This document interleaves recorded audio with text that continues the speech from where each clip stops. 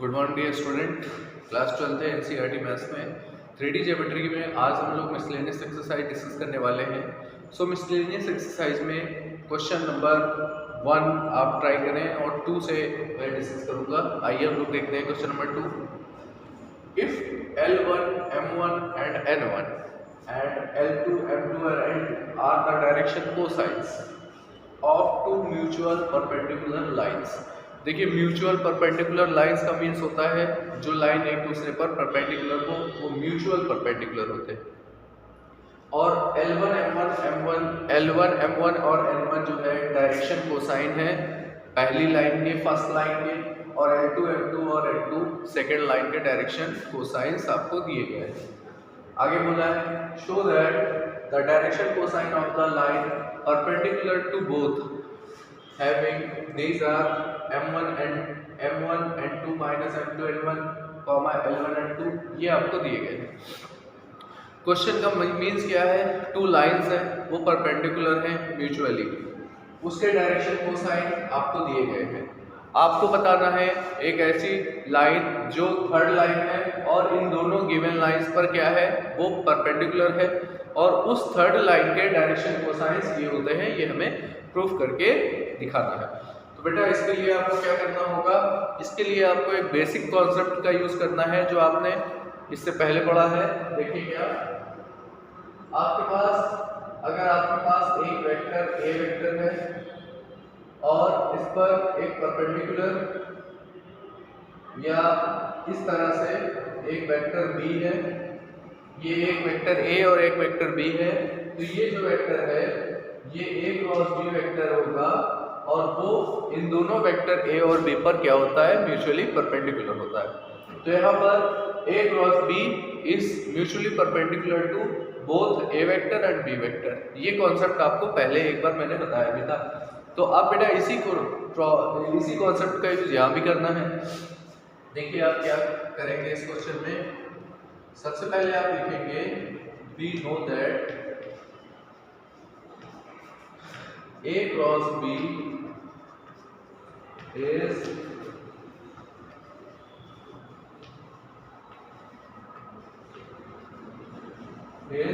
perpendicular to both A vector and B vector। A cross B क्या होता है, A and B vector पर perpendicular होता है। So the required line, so the required line is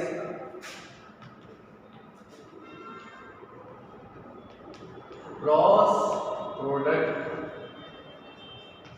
जो हमें third line find out करना है जिसका हमें डायरेक्शन कोसाइन फाइंड आउट करना होगा, वो फर्स्ट लाइन और सेकेंड लाइन की क्या होगी, क्रॉस प्रोडक्ट के इक्वल होगी।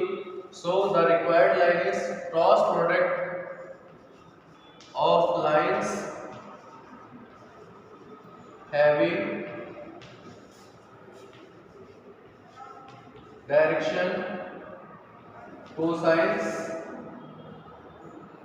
of these lines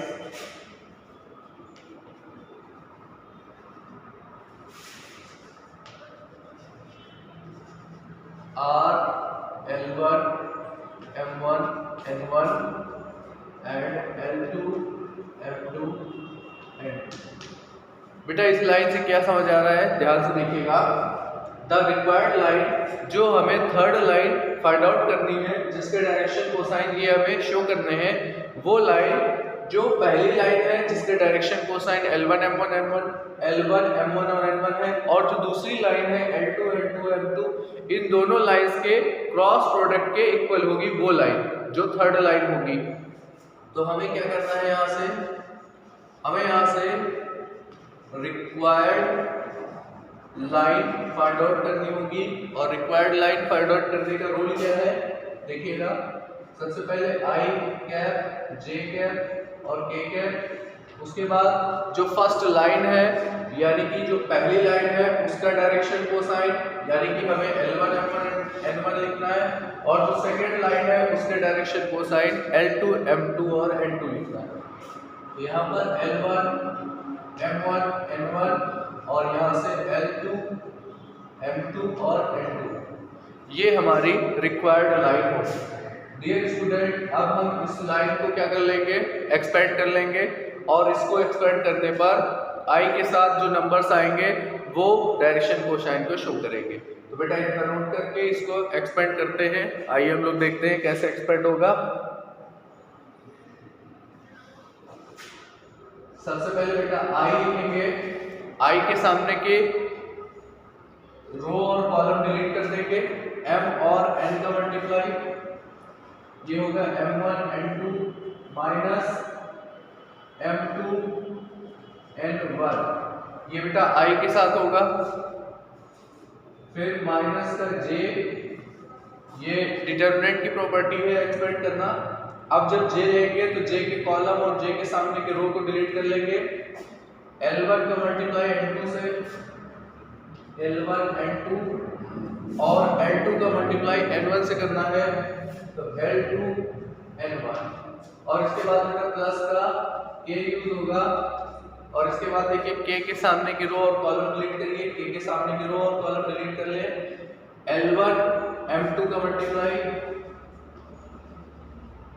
फिर माइनस L2 और M1 का मल्टीप्लाई, तो L2 और M1 का मल्टीप्लाई, ये बेटा हमारी रिक्वायर्ड लाइन हो जाएगी। अब हम लोग इसका डायरेक्शन कोसाइन फाइंड आउट करेंगे। आप लोग बेटा इतना नोट करें पहले। देखिए स्टूडेंट, ये हमारे पास रिक्वायर्ड लाइन है। अब इसमें एक बात का ध्यान रखिएगा, माइनस का आपको मल्टीप्लाई भी करना होगा यहाँ पर। तो क्या लिखेंगे, देखिए I as it is M1 N2 minus M2 N1। देखिए माइनस का मल्टीप्लाई करते हैं कि जब आप यहाँ से माइनस का मल्टीप्लाई करते हैं तो ये टर्म क्या होगा, पॉजिटिव, और सेकेंड टर्म क्या होगा, नेगेटिव। तो आपको क्या मिलेगा, L2 N1 और N1 N2, ये आपको यहाँ से मिलेगा। ये साइन चेंज हो गए दोनों। इसके बाद A L1 M2 और L2 M1, ये वैल्यू आपको मिल गई। अब बेटा यहाँ से क्या करना है, आपको यहाँ से hence the direction cosine find out करना था। तो direction cosines of given lines are, क्या होगा बेटा, ये आई के साथ वाला डायरेक्शन कोसाइन है। तो क्या लिखेंगे आप, सबसे पहले M1 N2 minus M2 N1, ये बेटा पहला पार्ट। सेकंड क्या है, L2 N1 minus L1 N2। इसके बाद third L1 M2 L2 M1, ये बेटा हमारे रिक्वायर्ड डायरेक्शन कोसाइन होंगे। और आपको यही क्वेश्चन में प्रूव भी करना था कि थर्ड लाइन जो होगी, जो फर्स्ट और सेकंड पे परपेंडिकुलर है, उसके डायरेक्शन कोसाइन ये होने चाहिए। तो इस तरह से हमें इस क्वेश्चन को करना होगा। ओके, आइए नेक्स्ट क्वेश्चन देखते हैं। स्टूडेंट्स, क्वेश्चन नंबर थर्ड, ये क्वेश्चन आपको हिंट दिया जाएगा, आप इसे अपने आप से ट्राई करिएगा। देखिए क्या है, find the angle between the line whose direction ratios are ABC and B minus C, C minus A and A minus B। बेटा आपको याद होगा टू लाइंस के बिटवीन अगर एंगल्स फाइंड आउट करना होता है तो आपके पास फॉर्मूला होता है कार्टेशियन फॉर्म के लिए, cos theta equal to mod में A1 A2 plus B1 B2 plus C1 C2, और इसके फॉर्म में क्या होता है, under root A1 square B1 square plus C1 square, और यहाँ पर मॉड में होगा A2 square plus B2 square plus C2 square. ये बेटा मॉड में फॉर्मूला होगा। इसमें A1 B1 C1 क्या है, direction ratios of first line. यहाँ पर आपको ये A1 ये B1 ये C1 दिया गया है। और A2 B2 C2 क्या होता है, direction ratios of second line. यहाँ पर A2 B2 और C2 की वैल्यू ये आपको दी गई है। तो इस फॉर्मूले में आपको ये A1 B1 C1 A2 B2 C2 रखना है और इसको सॉल्व करना है। इससे आपको एंगल की वैल्यू मिल जाएगी। तो ये आप अपने आप ट्राई करिएगा। अब हम लोग देखते हैं क्वेश्चन नंबर नेक्स्ट। देखिए डियर स्टूडेंट, इसके बाद क्वेश्चन नंबर 5 है। 4th आप लोग ट्राई करिएगा, 3rd ट्राई करिएगा। क्वेश्चन नंबर 5 तो देखिए क्या है। If the coordinates of the point A B C D are 1, 2, 3, 4, 5, 7, -4, 3 और -6 एंड 2, 9, 2, ये coordinate of A B C D दिए गए हैं respectively, then find the angle between the lines A B and C D. आपको A B और C D के between angle find out करना होगा। तो देखिए स्टूडेंट, जैसे ये एक लाइन है, this is line A B और this is line C D. तो आपको angle between lines find out करना है, इसका मीन्स है थीटा फाइंड आउट करना है। और ए के कोऑर्डिनेट क्या है 1, 2, 3 और बी के कोऑर्डिनेट क्या है 4, 5, 7। इसी तरह से सी के कोऑर्डिनेट देखिए -4, 3, -6 और डी के कोऑर्डिनेट क्या है 2, 9, 2। ये आपको कोऑर्डिनेट्स गिवन है। आप लोगों को याद होगा, अगर आपको ए बी लाइंस के डायरेक्शन रेशियो फाइंड आउट करने हैं तो आपको फॉर्मूला था a = x2 - x1, b = y2 - y1 and c = z2 - z1। तो ये फॉर्मूला हम लोगों को डायरेक्शन रेशियोज निकालने का ऑलरेडी पता है। तो आइए देखते हैं हम लोग सबसे पहले क्या करेंगे। यहाँ पर आपको the coordinates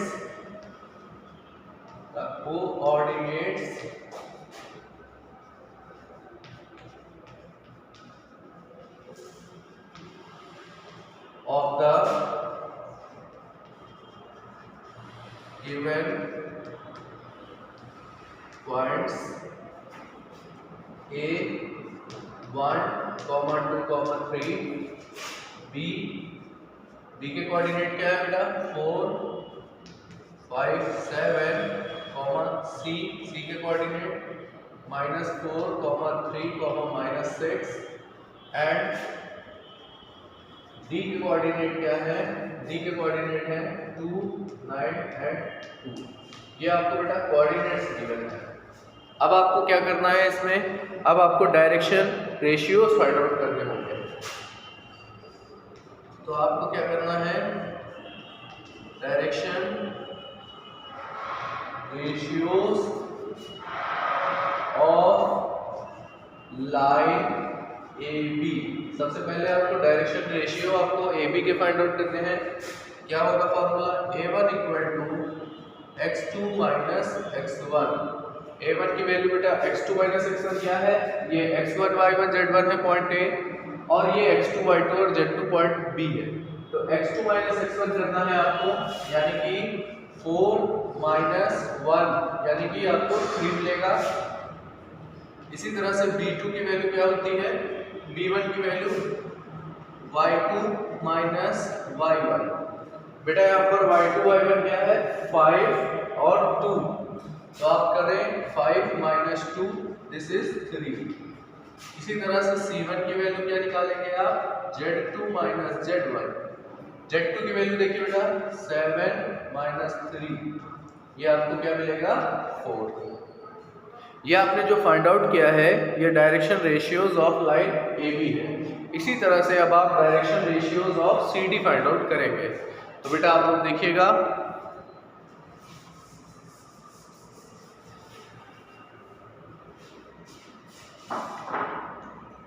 इसके बाद आपको क्या करना है, इसके बाद आपको निकालना होगा direction ratios of line CD। अब आपको CD के डायरेक्शन रेशियो निकालने हैं। क्या होगा फॉर्मूला, A2 = अब की बेटा x2 - x1 क्या करेंगे आप, x2 - x1 में अब आपको C और D पॉइंट लेना होगा। ये x1 y1 z1 होगा और ये x2 y2 z2 होगा। तो x2 - x1 का मतलब है 2 - -4। इसको सॉल्व कर लीजिएगा, ये आपको वैल्यू 6 मिल जाएगी। इसी तरह से अब आप b2 निकालिए। b2 की वैल्यू होगी y2 - y1 यानी कि 9 - 3, ये आपको 6 मिलेगा। आज की वैल्यू होगी c2। c2 के लिए क्या करना है, z2 - z1 2 -6, इसको आप सॉल्व कर लीजिए, 8 आ गया यहाँ से। अब क्या करेंगे, एंगल बिटवीन टू लाइंस। अब आपको एंगल बिटवीन टू लाइंस का फॉर्मूला यूज करना है।